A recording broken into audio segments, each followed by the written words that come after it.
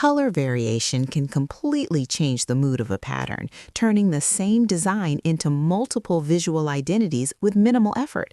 How to explore color variations in patterns? Start by opening Photoshop and creating a square canvas around 1500 pixels. Then design your repeating motif using shapes or brushes and distribute copies evenly across the document. Once the arrangement is balanced, group all motif layers and duplicate the group so you can experiment without losing the original. Apply adjustment layers such as hue saturation, gradient map, or color balance above the duplicate group and modify tones gradually while observing how the palette influences visual impact. For more control, select individual